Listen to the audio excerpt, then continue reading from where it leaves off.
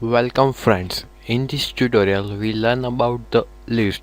First of all we see the basics of list. A list is a sequence defined by the list class. It contains the methods for creating, manipulating and processing list. Elements in a list can be accessed through an index. Like example, list 1 is equal to blank, list 2 is equal to 2, 3 and 4 which is a integer type, list 3 is equal to red and green which is a string type. Now we see the more knowledge about the list. There are many functions of the list like list append. It is add an item to the end of the list. Second one, list extend. Extend the list by appending all the items. Insert. Insert an item at a given position. The first argument is the index of the element before which to insert. The next one is list remove. Remove the first item from the list whose is X. List pop removes the item at the given position in the list and return it. If no index is specified, removes and returns the last item in the list. List index. Return the index in the list of the first item whose value is X. List count. Return the number of times X appear in the list. And last one is list sort, which is sort the item of the list in place. The list is also using as a stack and as a queue. Now we see the practically how it is used.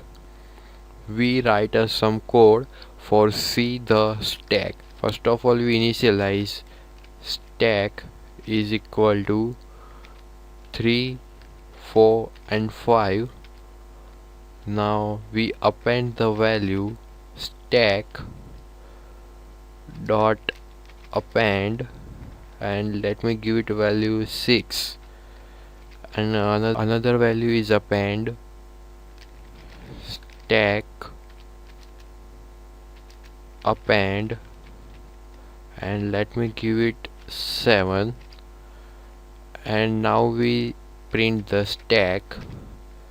We have value 3, 4, 5, 6 and 7. Now we pop the element in the stack. We write stack dot pop and now gives a value. It is pop the 7, and now again we print the stack. Then we get the value 3, 4, 5 and 6.